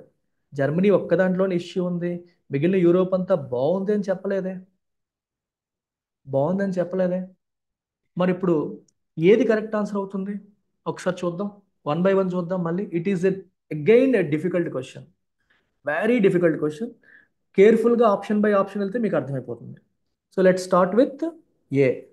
It marks the rise of centralised governance in the European Union. చెప్పారా? సెంట్రలైజ్డ్ గవర్నెన్స్ అనేది రైజ్ అవ్వడం మొదలైంది యూరోపియన్ యూనియన్లో అని ఎక్కడ దాని గురించి మాట్లాడలేదు. There was no discussion on centralised governance. Centralised governance అంటే అర్థం ఏంటి? పవర్ అంతా ఒక చోట కేంద్రీకృతం అవ్వడం. ఫెడరల్ అంటే అర్థం ఏంటి? స్ప్లిట్ అవ్వడం. ఫర్ ఎగ్జాంపుల్ ఇండియా తీసుకుంటే ఫెడరల్, ఫెడరల్ అంటే అర్థం ఏంటి? మనకి సెంట్రల్ గవర్నమెంట్ ఉంది, స్టేట్ గవర్నమెంట్స్ ఉన్నాయి. సెంట్రలైజ్డ్ అంటే మొత్తం అంతా ఒక దగ్గరే కేంద్రీకృతం అవ్వడం. అలాంటి దాని గురించి అసలు డిస్కషనే జరగలేదు. డిస్కషన్ జరిగిన దాని గురించి మనం ఏం చెప్తాం? Eliminated. It highlights a continent wide shift towards authoritarianism. ఇది మీరు టెంప్ట్ అవ్వచ్చు. ఎందుకు టెంప్ట్ అయ్యే అవకాశం ఉంది? నియో నాజీ వ్యూస్ అని చెప్పి రాశారు. మీకు మధ్యలో చెప్పారు నాజీ అంటే మనకి హిట్లర్ తాలూకా పద్ధతి. సో హిట్లర్ వచ్చేసి ఏ రకంగా అయితే అథారిటేరియన్ డిక్టేటర్షిప్ చేశారో అలాంటి పార్టీలు మెల్లమెల్లగా మెల్లమెల్లగా జీవం పుంజుకుంటున్నాయి. రిసర్జెన్స్ కనిపిస్తోంది ఎల్స్వేర్ ఇన్ ద కాంటినెంట్ అన్నాడు. ఎల్స్వేర్ ఇన్ ద కాంటినెంట్ అంటే యూరోపియన్ కాంటినెంట్లో ఇంకొన్ని చోట్ల అని రాశాడు. కానీ బి ఏం చెప్తుంది? It highlights a continent wide shift. అంటే అర్థం ఏంటి? మొత్తం యూరోప్ ఖండం అంతా కూడా, కాంటినెంట్ అంతా కూడా అథారిటేరియనిజం వైపు వెళ్ళిపోతుందని చెప్పి రాశాడు. ఇది టూ మచ్ కదా. ఎక్కడో ఒక దగ్గర అలాంటి పార్టీలు మెల్లమెల్లగా జీవం పుంజుకుంటున్నాయని రాశారు, కానీ మొత్తం యూరోప్ అంతా అథారిటేరియనిజం వైపు వెళ్ళిపోతుంది. అథారిటేరియనిజం అంటే అర్థం ఏంటి? అంటే too much authority in the hands of the ruler. Ruler చేతిలో విపరీతమైన పవర్స్ ఉండడం, ఇక వాళ్ళు చెప్పిందే వేదం అనే సిచ్యువేషన్. అలా చెప్పలేదే, మొత్తం అంతా అటు వెళ్ళిపోతుందని చెప్పారా? చెప్పలేదు. So I will eliminate this also. నేను అన్ని లాజికల్గా ఎక్స్ప్లెయిన్ చేయడానికి ట్రై చేస్తున్నాను, జాగ్రత్తగా వినండి. It all depends on how much you comprehend. ఎంత అర్థమైంది అనే దాన్ని బట్టి ఉంటుంది.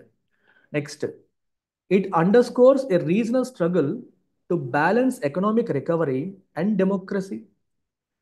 కేర్ఫుల్గా వినండి అది. ఇట్ అండర్ స్కోర్స్ అంటే highlights a regional struggle. Okay, ఆ రీజియన్లో ఉన్న స్ట్రగుల్ దేనికి? To balance economic recovery. ఒకవైపు ఎకనామిక్ రికవరీ రావాలి, ఇంకోవైపు డెమోక్రసీని కాపాడుకోవాలి. రెండింటి మధ్య చిన్న స్ట్రగుల్ ఉంది. ఇది మీకు అర్థమయ్యి అర్థం కానట్టు ఉండొచ్చు, పక్కన పెట్టండి. It indicates a new era of coalitions prioritising fiscal austerity. చెప్పాడు ఎక్కడన్నా? మొత్తం కోలిషన్స్ అన్నీ కూడా ఫిస్కల్ ఆస్టిరిటీనే ప్రయారిటైజ్ చేస్తున్నాయి. అలాంటి కోలిషన్స్ వస్తాయని చెప్పాడా? వీళ్ళ కోలిషన్లో అంటే వీళ్ళ కూటమిలో ఒక పార్టీ ఆస్టిరిటీ అంటే అర్థం ఏంటి? ఖర్చు ఎక్కువ పెట్టొద్దు అని చెప్తోంది అని చెప్పాను తప్పితే మొత్తం యూరోప్ అంతా కూడా కోలిషన్ గవర్నమెంట్స్ వచ్చేస్తున్నాయి. ప్రతి కోలిషన్ గవర్నమెంట్ కూడా స్పెండింగ్ కూడా పెంచకుండా ఫిస్కల్ ఆస్టిరిటీనే సపోర్ట్ చేస్తుంది. అంటే డబ్బు విచ్చలవిడిగా ఖర్చు పెట్టకుండా జాగ్రత్తగా వెళ్ళాలని సపోర్ట్ చేస్తుంది, ప్రయారిటైజ్ చేస్తుంది ఎక్కడన్నా చెప్పారా? లేదు. I will eliminate D also. So via elimination I'm coming to C. కానీ ఓన్లీ ఎలిమినేషన్తోనే నేను ఎందుకు చెప్పాలి? నేను దాన్ని ఇప్పుడు కన్విన్స్ చేస్తాను మిమ్మల్ని. ఆ స్టేట్మెంట్ కరెక్ట్ అని చెప్పి నేను మిమ్మల్ని కన్విన్స్ చేస్తాను. ఎలా కన్విన్స్ చేస్తాను? ఇది నేను కన్విన్స్ చేయాలి అంటే మీకు నాలెడ్జ్ లెవెల్ నెక్స్ట్ లెవెల్లో ఉండాలి. నెక్స్ట్ లెవెల్లో ఎందుకు ఉండాలో ఇప్పుడు మీకు చెప్తాను. నేను చెప్పేదాన్ని బట్టి చివరికి మీరు ఒప్పుకుంటారు. బట్ ఆ లెవెల్లో నాలెడ్జ్ ఉంటే మీకు పని సులువు అవుతుందని మీకు అప్పుడు అర్థమవుతుంది. పాయింట్ ఏంటంటే, ఇందాక మీకు ఒక మాట చెప్పాను, ఎడిటోరియల్ చెప్పినప్పుడు, ఆర్టికల్ చెప్పినప్పుడు, ఎకనామిక్ క్రైసిస్ ఉన్నప్పుడు ఏమొస్తుందమ్మా? ప్రజలు ఆర్థిక సంక్షోభంలో ఉన్నప్పుడు దీని నుంచి మనకి బయటపడేసే నాథుడెవడు, దేవుడెవడు, లీడర్ ఎవరని ప్రజలు ఎదురు చూస్తూ ఉంటారు. మీకు చెప్పాను వరల్డ్ వార్ 1 తర్వాతే హిట్లర్ కింగ్ అయిపోయాడని. అంటే హిట్లర్కి పాపులారిటీ పెరిగిపోయింది, కానీ జర్మనీ ఆర్థిక సంక్షోభంలో కూరుకుపోయింది. అలాంటి టైంలో అప్పటి వరకు ఉన్న డెమోక్రాటిక్ గవర్నమెంట్స్ మమ్మల్ని సరిగ్గా చూసుకోవట్లేదు అని చెప్పి వాళ్ళు భావించినప్పుడు, ప్రజల్లో ఉన్న అసంతృప్తి విపరీతంగా పీక్స్లో ఉన్నప్పుడు ప్రజలు మనల్ని దీని నుంచి ఎవరు కాపాడుతారని ఎదురు చూస్తూ ఉంటారు. అలాంటి సమయాన్ని డిక్టేటర్స్ వాడుకుంటారు. సో ఎకనామిక్ క్రైసిస్ పీక్స్లో వెళ్ళినప్పుడు ఏమవుతుంది?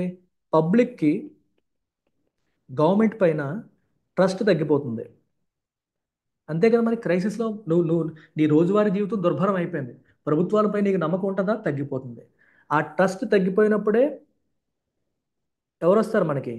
ఫార్ రైట్ అని చెప్పాం మనం. ఫార్ రైట్ అంటే ఈ అథారిటేరియన్ రోలర్స్ వచ్చేసే అవకాశాలు ఉంటాయి. ఫార్ రైట్ అంటే అర్థం ఏంటమ్మా? ఫార్ లెఫ్ట్, ఫార్ రైట్ అంటాం.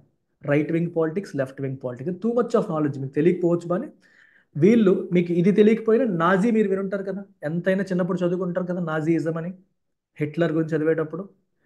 సో ఆ ఫార్ రైట్ పాలిటిక్స్ మళ్ళీ రీసెర్చ్ అవుతున్నాయని చెప్పి చదివాం. అవి రీసెర్చ్ అవుతున్నాయంటే అర్థం ఏంటి? డెమోక్రసీ వీక్ అవుతున్నట్ట కాదా? డెమోక్రసీ అంటే అర్థం ఏంటి? ప్రజలకి పవర్స్ ఉండడం. కానీ ఇలాంటి డిక్టేటర్స్ వచ్చారనుకోండి, డెమోక్రసీ వీక్ అవుతుందా అవదా? సో అందుకే it's a struggle to balance economic recovery and democracy. మీరు ఎకనామిక్ రికవరీని మీరు సాధించలేకపోతే అది డెమోక్రసీని కూడా వీకెన్ చేసే అవకాశం ఉంటుంది. సో ఈ రెండింటిని బ్యాలెన్స్ చేసే స్ట్రగుల్ అనేది యూరోప్లో వచ్చేసింది. ఎందుకంటే యూరోప్లో జర్మనీయే కాదు, మిగిలిన దేశాల్లో కూడా ఆర్థిక సంక్షోభం అనేది పెరుగుతోంది. ఈ ఆర్థిక సంక్షోభం పెరిగే కొద్దీ ఇలాంటి మనకు చెప్పారు neo Nazi far right parties అని చెప్పాను, అలాంటి పార్టీస్ మళ్ళీ జీవం పుంజుకునే అవకాశం ఉంటుంది. అవి యాక్టివేట్ అయ్యంటే డెమోక్రాటిక్ ప్రాసెసెస్ దెబ్బతినే అవకాశాలు ఉంటాయి. అందుకు యువర్ ఆన్సర్ ఇస్ దిస్. ఇంత నాలెడ్జ్ మనకి ఉంటుంది అని ఎక్స్పెక్ట్ చేయం కాబట్టి మీరు ఎలిమినేషన్ ద్వారా ఈ క్వశ్చన్ ఆన్సర్ చేయొచ్చు. So this question is a beautifully crafted and difficult question. అర్థమైందా?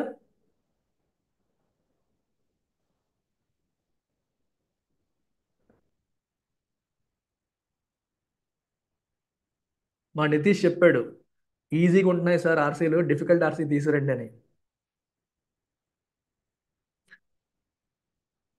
ఈజీగా ఉంటున్నాయి.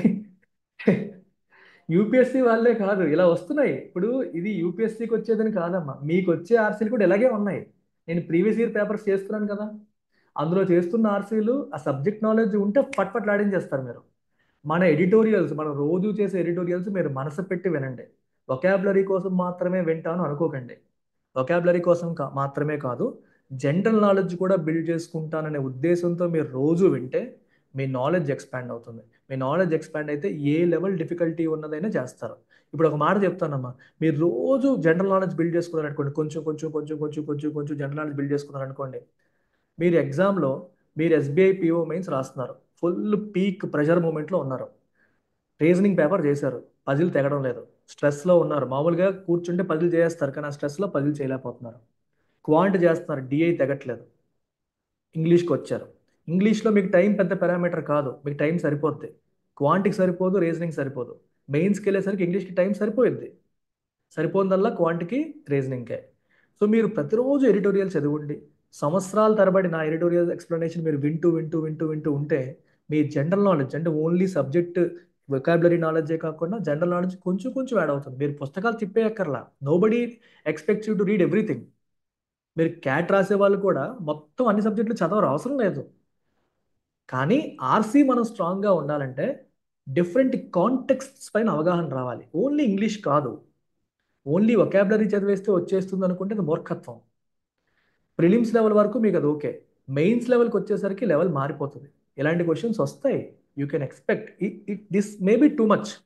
ఇది మీ ఎస్బీఐ పిఓ మెయిన్స్ లెవెల్కి మించిన క్వశ్చన్, నేనే చెప్తున్నాను.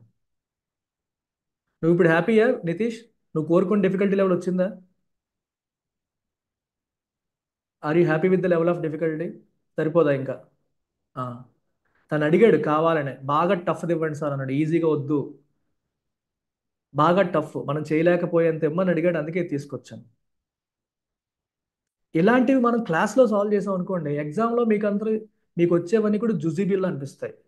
క్లాస్లో ఈ లెవెల్లో డీల్ చేస్తే ఎగ్జామ్లో మీకు అసలు పెద్ద కష్టం అనిపించదు, భయం అనిపించదు. ఇప్పుడు నేను ఈ ఆర్సీ ఎక్స్ప్లెయిన్ చేసే క్రమంలో మీకు కొంత సబ్జెక్ట్ నాలెడ్జ్ కూడా ఇచ్చేసాను తెలియకుండా. ఆ సబ్జెక్ట్ నాలెడ్జ్ మీ మైండ్లో ఉంటుంది, అది ఎక్కడికి పోదు, మీకు హెల్ప్ అవుతుంది. అలాగే పుస్తకాలు తెప్పేసి చదవాలి అంత టైం దొరకదు, ఎవరికి చదవలేరు. కానీ ఉన్నంతలో ఎంతో కొంత నాలెడ్జ్ యాడ్ చేసుకుంటే మనకి హెల్ప్ అవుతుంది. So your answer is C. It's a difficult question without an iota of doubt, ఏ మాత్రం డౌట్ లేదు. ఎందుకంటే ఆర్టికల్ అంతా కూడా డిఫికల్ట్ వొకాబులరీ ఉంది, ఈవెన్ క్వశ్చన్స్లో కూడా వొకాబులరీ డిఫికల్ట్గానే ఉంది. సో వొకాబులరీ ఉండి అర్థం చేసుకున్నా సరే మళ్ళీ మీకు కొంచెం సబ్జెక్ట్ నాలెడ్జ్ కూడా కొంచెం ఉంటే ఫట్ఫట్లాడిస్తారు, లేకపోతే స్ట్రగుల్ అవుతారు. కొంత నాలెడ్జ్ ఉన్నా మీకు ఎడ్జ్ ఉంటుంది. ఫుల్ ఫ్లెడ్జ్డ్గా సివిల్ చదివే వాళ్ళంత నాలెడ్జ్ మీకు ఉండక్కర్లేదు, కానీ మీరు ఆ మాత్రం నాలెడ్జ్ ఉన్నా సరే you will still be able to handle it. ఇది చూడండి. What does the passage suggest that the upcoming elections in Germany represent trial by fire? Trial by fire అంటే ఏం చెప్పాను? It is going to be difficult task. చాలా కష్టమైంది, అంత easy కాదు. Okay, అంటే ఏ పార్టీ గెలిచినా సరే వాళ్ళకి అది కత్తి మీద సాము, మొల్ల కిరీటంలా ఉంటుంది. ఎందుకంటే ప్రజలకు ఎక్స్పెక్టేషన్స్ ఎక్కువ ఉంటాయి, ఎందుకని రెసిషన్లో ఉంది కాబట్టి. సో ఏం పెడతారు ఆన్సర్ మీరు చెప్పండి, ఇది ఈజీయే, ఇది డిఫికల్ట్ క్వశ్చన్ ఏమీ కాదు.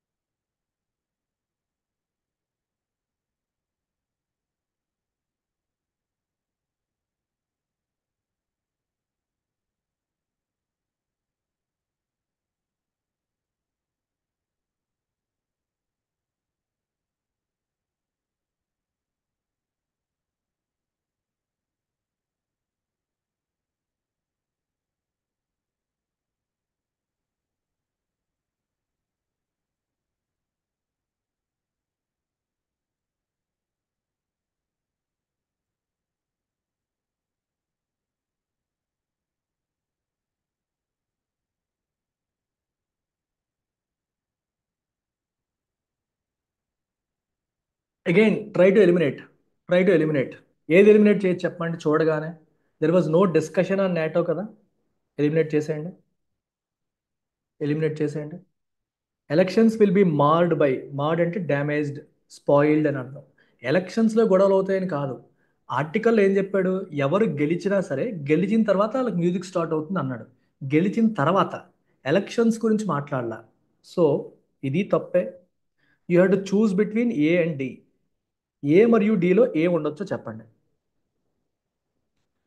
ఇప్పుడు జర్మనీ ఫేస్ చేస్తున్న ఈ ఆర్టికల్ ప్రకారం ఈ పార్టీ కూలిపోవడానికి కారణాలు ఏంటి? ఒకటి, రిసెషన్ ఉంది, రిసెషన్ని హ్యాండిల్ చేయలేకపోయింది. సో వాళ్ళ యొక్క ఎకనామిక్ సొల్యూషన్స్ స్ట్రాంగ్గా లేవు. రెండు, పార్టీల మధ్య కొహెషన్. కొహెషన్ అంటే ఏంటమ్మా? కలిసి ఉండడం, స్ట్రాంగ్గా కలిసి ఉండడం, అది లేదు.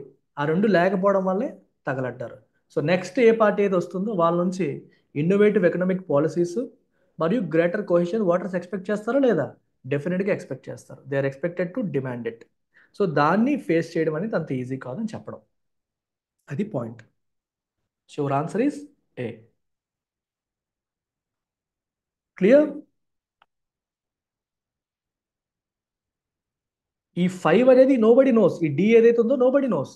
Germany's new leadership will inherit Merkel era expectations of geo political dominance. Nobody knows, దీని గురించి నేను చెప్పలేదు. మెర్కెల్ టైంలో ఎలాగైతే ఉందో జియో పొలిటికల్గా మనం డామినెంట్గా ఉండాలి, అదేం ఎక్స్పెక్ట్ చేయట్లా ప్రజలు. ప్రజలు ఎక్స్పెక్ట్ చేస్తుంది ఇంటర్నేషనల్లో నువ్వేం చేస్తున్నావా లేదని కాదు, విత్ ఇన్ ద నేషన్. జర్మనీలో జర్మనీలో ఎలా ఉండాలి? స్ట్రాంగ్ ఎకానమీ ఉండాలి. రిసెషన్ నుంచి వాళ్ళని బయటపడేయాలి. మీరు కొట్టుకోకూడదు, పొలిటికల్ స్టెబిలిటీ ఇవ్వాలి. అవే కదా వీళ్ళ దగ్గర లేవు. ప్రజెంట్ వీళ్ళు ఇవ్వలేకపోయినవి ఏంటి? స్టెబిలిటీ ఇవ్వలేకపోయారు, ఆర్థిక పరిస్థితి వ్యవస్థని గాడిలో పెట్టలేకపోయారు. సో నెక్స్ట్ ఎవరు వచ్చినా సరే ఆ రెండు చేయాలని ప్రజలు ఎక్స్పెక్ట్ చేస్తారు. అందుకే it is going to B a trial by fire. ఇది కత్తి మీద సాము. It's not going to be easy. Clear? అర్థమైంది ఇప్పుడు? Right. Next, in the context of the passage, what nuance does fractious carry during regarding the coalition's dynamic? Fractious అనే పదం మనం వాడాం. So ఫ్రాక్షియస్ అనే పదం ఏ మైన్యూట్ డీటెయిల్స్ని మనకు చెప్తుంది. న్యూయాన్స్ అంటే దోస్ మైన్యూట్ కాంప్లెక్సిటీస్. సో అది సింపుల్గా చెప్పాలంటే అది ఏ విషయాన్ని తెలియజేస్తుంది. ఫ్రాక్షియస్ అనే పదం ఎందుకు చెప్పాం, ఆ పదాన్ని ఎందుకు వాడాం, ఎక్కడ వాడాం? If you want to see, you can see the word fractious. మీకు చూపిస్తాను.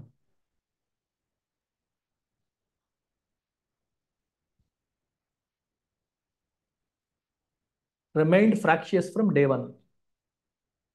గవర్నమెంట్ ఫామ్ అయినప్పటి నుంచి ఫ్రాక్షియస్ గానే ఉంది. ఈ కూటమి అనేది మొదటి నుంచి ఫ్రాక్షియస్ గానే ఉంది. ఎందుకు ఫ్రాక్షియస్ గానే ఉంది? వీళ్ళిద్దరేమో పబ్లిక్ స్పెండింగ్ని సపోర్ట్ చేస్తున్నారు. ఆ మూడో పార్టీ ఏమో ఆస్టెరిటీని సపోర్ట్ చేస్తున్నారు. అంటే ఒక మాట మీద లేరు. సో ఫ్రాక్షియస్ అంటే మీనింగ్ ఏంటి మరి? ఇంటర్నల్గా వాళ్ళు ఒక మాట మీద లేకపోవడం, ఇంటర్నల్గా వాళ్ళు కొట్టుకోవడం, అంతే కదా? ఆ మీనింగ్ ఎక్కడుందో చెప్పండి.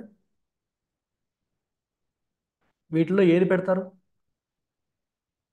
డిసెంట్, గొడవల్లో ఉన్నారు, ఒక మాట మీద లేరు, స్టేబుల్గా లేరు అనే విషయాలు మనకు తెలియజేయాలి. పొలిటికల్ అన్స్టెబిలిటీ అనే ఇన్స్టెబిలిటీ అనే పదాన్ని మనం చాలాసార్లు చూసాం. సో స్టెబిలిటీ లేకపోవడం, ఒకరి మధ్య ఒకరి విభేదాలు ఉండడం, అది ఎక్కడ కనిపిస్తుంది మనకి?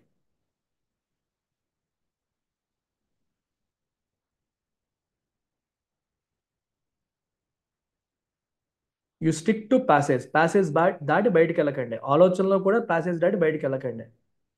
ప్యాసేజ్లో ఉన్నదాన్ని బట్టి చెప్పండి. ఇది చూడండి, డి చూడండి. A group making strategic compromises to remain effective. Strategic compromises చేస్తున్నాయని ఎక్కడన్నా చెప్పారా?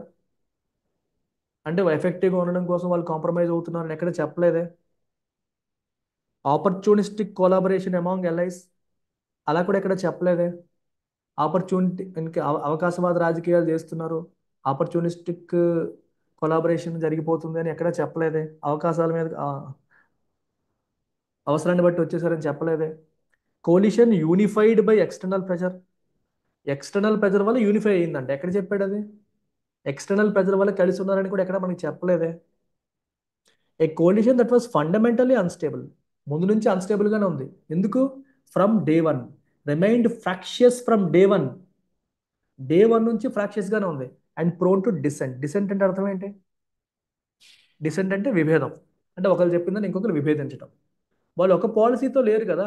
వీళ్ళేమో ఒకటి చెప్తున్నారు, వాళ్ళు ఇంకోటి చెప్తున్నారు. One is dissenting the other person.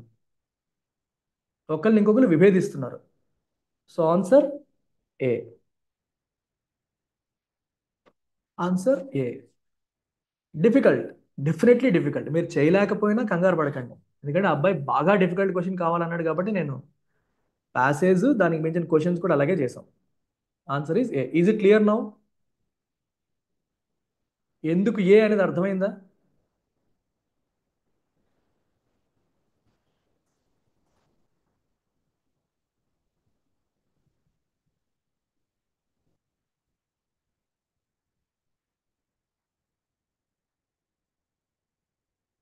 Good. ఇది చెప్పండి. What does the term resurgent imply? ఇప్పుడు మీరు చూసారా, ఇది vocabulary based question. Vocabulary based question నేను సింపుల్గా ఇవ్వకుండా ఎలా ఇచ్చాను చూడండి. మామూలుగా ఫ్రాక్షియస్ అంటే అర్థం ఏంటి అని అడిగేయచ్చు. కానీ వొకాబులరీ బేస్డ్ క్వశ్చన్ కూడా డిఫికల్ట్గా ఎలా ఇవ్వాలంటే ఎలా ఇస్తాం. What does the term resurgent imply about the far right parties mention in the passage? Far right parties గురించి రిసర్జెంట్ అనే పదాన్ని వాడారు. అది దేన్ని ఇండికేట్ చేస్తుంది? అవి మెల్లగా పికప్ అవుతున్నాయి అని.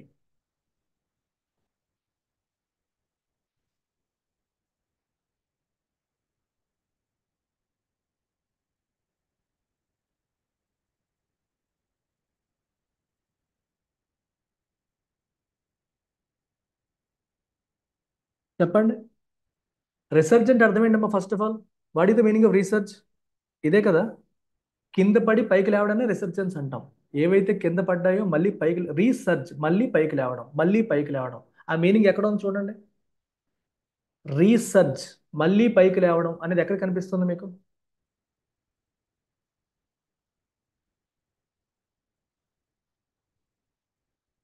Easy.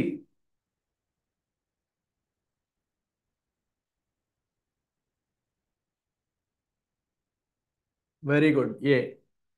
After a period of diminished political presence. కొన్నాళ్ళ పాటు వాళ్ళ పొలిటికల్ ప్రెజెన్స్ ఏమైంది? డిమినిష్ అంటే తగ్గిపోయింది.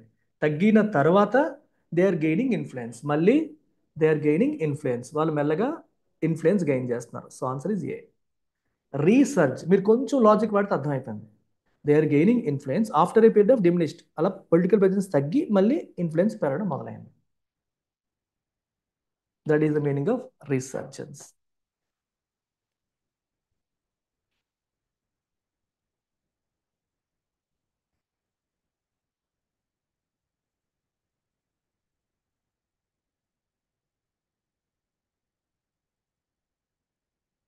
ఓకే. క్వశ్చన్ నెంబర్ 9 అది మీకు అవసరం లేదు, తీస్తాను అందుకే. క్వశ్చన్ నెంబర్ 10 చూడండి, అంటే నైన్త్ క్వశ్చన్ అనుకోండి అది. So this is your ninth question. ఆ క్వశ్చన్ మనకి లిటరేచర్ పాయింట్ ఆఫ్ వ్యూలో వచ్చేసింది, అది మనకు అవసరం లేదు. What strategic misstep it shoals government take that accelerated its decline public confidence? Public confidence, ప్రజలకి వాళ్ళ మీద ఉన్న ట్రస్ట్ పడిపోయేలాగా వాళ్ళు ఏం చేశారు, ఏ తప్పు చేశారు, ఏ తప్పు చేయడం వల్ల పబ్లిక్కి వాళ్ళ మీద ఉన్న ట్రస్ట్ అనేది కంప్లీట్గా పోయింది, ఇప్పుడు చెప్పండి. ఇది కూడా కష్టమైన క్వశ్చనే, ఇది కూడా కష్టమైన క్వశ్చన్. నేను మళ్ళీ ఎలిమినేషన్ టెక్నిక్ వాడతాను. పబ్లిక్కి వాళ్ళ మీద పూర్తిగా నమ్మకం పోయేలా వాళ్ళు ఏం చేశారు? It's decision to adopt harsh austerity measures under PDP pressure. No, FDP. FDP వాళ్ళు ఆస్టెరిటీ మెజర్స్ చేయమన్నారంటే ఖర్చులు తగ్గించమని చెప్పారు, కానీ గవర్నమెంట్ అది చేసిందో చేయలేదు. చేయలేదని ఎలా చెప్తారు మీరు? ఎందుకంటే ఎఫ్డిపికి చెందిన ఫినాన్స్ మినిస్టర్ని శాక్ చేస్తారు, అంటే వాళ్ళు చెప్పింది చేయట్లేదని కదా అర్థం. ఆ మినిస్టర్నే తీస్తారు. సో ఏ తప్పు? It's inability to prevent the sabotage of the Nord Stream pipeline. Nord Stream pipeline ఏం చేస్తుంది? రష్యా నుంచి వీళ్ళకి గ్యాస్ తెస్తుంది, దాన్ని యుక్రెయిన్ వాళ్ళు పేల్చేశారు అనేది టాక్. యుక్రెయిన్ వాళ్ళు పేల్చేస్తే వీళ్ళు ఎలా ఆపుతారు? అది ఆపలేకపోయింది కాబట్టి ప్రజలకు నమ్మకం పోయిందా? లేదు, టూ మచ్ అది. ప్రజలు అలా ఎందుకు ఆలోచిస్తారు? The dismissal of Christian Linder further ఎలినేటింగ్ FDP. అంటే ఎఫ్డిపి యొక్క ఫినాన్స్ మినిస్టర్ని వీళ్ళు లేపేశారు. లేపేశారంటే అర్థమైంది తీసేశారు పదవిలోంచి. దానివల్ల ప్రజలకు ఎందుకు కాన్ఫిడెన్స్ పోతుంది? మీరు ఇంటర్నల్గా కొట్టుకోవచ్చు, దానివల్ల ప్రజలకు ఏమవుతుంది? కాన్ఫిడెన్స్ ఏం పోదు, దానివల్ల మీ మీద నమ్మకం పోతుంది అంతే. అంటే ఇన్ ద సెన్స్ మీరు కొట్టుకుంటున్నారు, ప్రజలకు కాన్ఫిడెన్స్ పోవడం కాదు. మేజర్ ప్రాబ్లం ఏంటి? Failure to effectively communicate a unified vision to address the economic crisis. So ఈ ఎకనామిక్ క్రైసిస్ని అడ్రస్ చేసే విషయంలో ఒక యూనిఫైడ్ విజన్ వాళ్ళు కమ్యూనికేట్ చేయలేదు. ఎందుకు? డే వన్ నుంచి కొట్టుకుంటున్నారు. ఇది మా రిసెషన్, ఈ రిసెషన్ నుండి బయటపడడానికి మేము ఫలానా చేయాలనుకుంటున్నాము, ఇవన్నీ చేస్తే మేము బయటకు వస్తామని వాళ్ళు చెప్పగలిగారా? చెప్పలేకపోయారు. ఫలానా చేస్తే మేము బయటకు వస్తామని చెప్పగలిగారా? చెప్పలేకపోయారు. చెప్పలేకపోయారు కాబట్టే, ఇది మా విజన్ అని చెప్పలేకపోతున్నారు కాబట్టే. ఎందుకు చెప్పలేకపోయారు? వాళ్ళు ఒక మాట మీద లేరు. ఉన్న మూడు పార్టీలు ఒక మాట మీద లేకపోవడం వల్ల ఒక యూనిఫైడ్ విజన్, చూసారా, ఇది కీవర్డ్. యూనిఫైడ్, ముగ్గురిది కలిపి ఇది మా విజన్, ఈ రకంగా ఎకనామిక్ క్రైసిస్ని మేము అడ్రస్ చేస్తామని ఎఫెక్టివ్గా ప్రజలకి కమ్యూనికేట్ చేయలేకపోయారు. దానివల్లే పబ్లిక్ కాన్ఫిడెన్స్ తగ్గిపోయింది. మీరు గమనిస్తే అక్కడ పాపులారిటీ ప్లంజ్ అయిందనే పదం మనం చూసాం. పాపులారిటీ ప్లంజ్డ్ అనే పదాన్ని మనం చూసాం. ఎక్కడ చూసాం?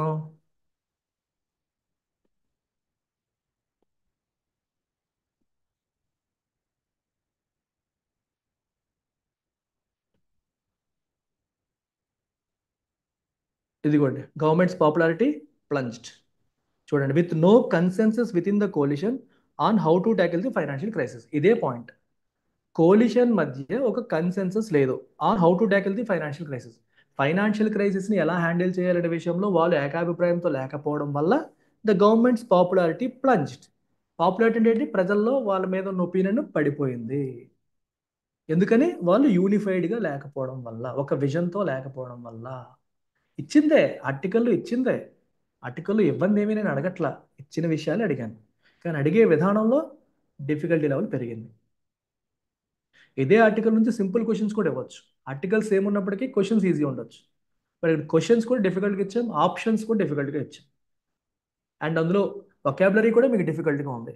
ఏలినేట్ అవ్వడం అంటే దూరం అయిపోవడం, సాబటేజ్ అంటే డ్యామేజ్, చాలా పదాలు. ఆస్టిరిటీ అంటే అగైన్ ఏం చెప్పాను? ఆస్టిరిటీ అంటే ఖర్చులు పెట్టకపోవడం. ఆస్టిరిటీ మెజర్స్ అంటే ఖర్చులు తగ్గించే మెజర్స్, చర్యలు అని అర్థం. సో మీకు వొకాబులరీ సూపర్ స్ట్రాంగ్గా ఉన్నప్పటికీ still you will find it difficult, but I hope you enjoyed this session. మీకు ఎగ్జామ్లో ఎలాంటి ఆర్సీఏ రావాలి అని కోరుకోమంటారా?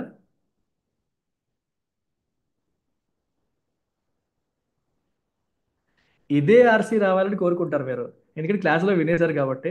ఇదే ఆర్సీ వస్తే సూపర్ సార్ కుమ్మేస్తామేమో అంటారు. ఎలాంటి ఆర్సీ రావాలని కోరుకుంటారా? నేనైతే కోరుకుంటాను మీరు రోజు ప్రాక్టీస్ చేద్దాం. మీరు ఒక 6 నెలలు నాతో పాటు ట్రావెల్ చేశారంటే ఎలాంటి ఆర్సీలన్నా ధైర్యంగా మీరు చేయగలుగుతారు. మీ వొకాబులరీ కూడా ఆ లెవెల్లోకి వెళ్ళిపోతుంది, స్ట్రాంగ్గా వెళ్ళిపోతుంది. డైలీ ఎడిటోరియల్ తూచా తప్పకుండా ఫాలో అవ్వండి. నేను చెప్పేది వినండి. నేను చెప్పని 2 ఆర్టికల్ కూడా చదవండి. నేను చెప్పని 2 ఆర్టికల్ కూడా చదవండి. ఓకే. సో రోజుకి మీరు 8 అవర్స్ టు 10 అవర్స్ కష్టపడాలి.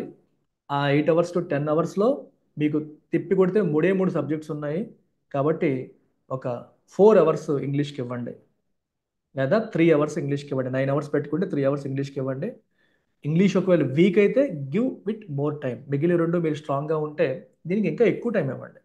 డెఫినెట్గా దీన్ని మీరు స్కోరింగ్ సబ్జెక్ట్గా మార్చేసుకోవచ్చు. This is PO mains level కన్నా high level RC. Okay, right. Take care. Bye. Hope you enjoy. చెప్పట్లేదు అసలు ఎంజాయ్ చేశారా లేదని.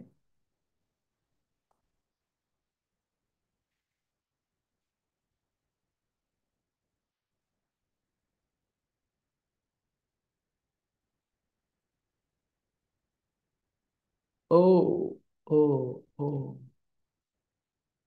స్లైడ్ కనిపించడం లేదా? ఓకే. ఎప్పుడు ఏ స్లైడ్ కనిపించట్లేదు? లాస్ట్దా? లాస్ట్ క్వశ్చన్ కనిపించలేదా? సారీ.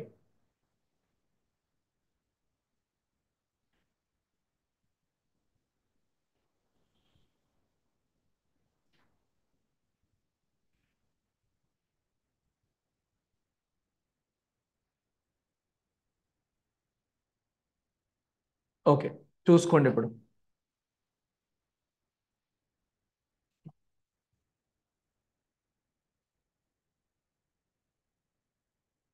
ఎక్స్ప్లెనేషన్ ముందు చెప్పేశారు, ఇప్పుడు చూసుకోండి. ఎనీవే పీడిఎఫ్ మీకు యాప్లో అటాచ్ చేస్తాను. పీడిఎఫ్ మీకు యాప్లో అటాచ్ అవుతుంది. You can go through the PDF. So ఇప్పుడు చూసేసి నా ఎక్స్ప్లెనేషన్ కనెక్ట్ చేసేసుకోండి. Right, take care. Anyway recording ఉంటుంది కదా, మీరు ఒకసారి ఎక్స్ప్లెనేషన్ మళ్ళీ వినండి, అర్థమైపోతుంది. టేక్ కేర్ అమ్మా, బాయ్. చేద్దాం, ఈ లెవెల్ చేద్దాము. డెఫినెట్లీ చేద్దాం. ఆల్ లెవెల్స్ ఆఫ్ క్వశ్చన్స్ కూడా మనం చేద్దాం. చెప్పేటప్పుడు మీకు తెలియకుండానే సబ్జెక్ట్ నాలెడ్జ్ కూడా బిల్డ్ అయిపోతుంది. మీరు స్ట్రాంగ్గా ఉంటారు. నేను డిఫరెంట్ జోనర్స్ టచ్ చేస్తాను ఆర్సీస్లో. నా అప్రోచ్ ఎప్పుడు కూడా వీలైనన్ని జోనర్స్ టచ్ చేయాలి. ఇంటర్నేషనల్ రిలేషన్స్, ఎన్విరాన్మెంట్కి సంబంధించినవి, క్లైమేట్ చేంజ్కి సంబంధించినవి, అలాగే మన ఎకానమీకి సంబంధించినవి, political issues, different genres touch చేస్తే మీకు ఫెమిలియారిటీ బిల్డ్ అవుతుంది. As you are more and more familiar with more types of RCs, ఎటువంటిది ఇచ్చినా మీరు హ్యాండిల్ చేయగలుగుతారు. చాలా ఈజీగా చేయగలుగుతారు. ఫెమిలియారిటీ చాలా చాలా ఇంపార్టెంట్. ఇది చూసినప్పుడు ఇలాంటిది నేను ఇంత ఇంత ఇంతకుముందు చదవలేదు అనిపించకూడదు. ఇది చూసినా మనం చదివాం అనిపించాలి. That is how you will handle. General techniques, స్కిమ్మింగ్లు ఇలాంటివి ఇంపార్టెంటే కాదని చెప్పను, కానీ వాటికంటే కూడా ఈ familiarity will help you much much more. వాటిలో రిస్క్ ఉంటుంది. రిస్క్ ఏంటంటే యాక్యురసీ. యాక్యురసీ తక్కువ ఉండే అవకాశాలు ఉంటాయి. అంటే పూర్తిగా చదవకుండా ఆన్సర్ పెట్టేటప్పుడు యాక్యురసీ లెవెల్స్ తగ్గే అవకాశాలు ఉంటాయి. అందుకు నేను మొత్తం చదవండి, ఫాస్ట్గా చదివే స్కిల్ బిల్డ్ చేసుకోండి అని చెప్తున్నాను. I give more importance to accuracy. పెట్టామంటే రావాలంతే, అలా ఉండాలి. ఇన్ఫాక్ట్ మెయిన్స్లో మీకు ఏది ఇంపార్టెంట్ రోల్ ప్లే చేస్తుంది మీకు తెలుసు. ఎవరు ఎక్కువ అటెంప్ట్ చేయలేరు. అటెంప్ట్స్ అందరికీ తక్కువే ఉంటాయి. కానీ యాక్యురసీ మోర్ ఇంపార్టెంట్. యాక్యురేట్గా పెట్టగలగాలి, ఫాస్ట్గా కూడా పెట్టగలగాలి. ఫాస్ట్గా పెట్టడానికి టైం పడుతుంది. ప్రాక్టీస్ చేసే కొద్దీ చదివే కొద్దీ వస్తుంది. బాయ్.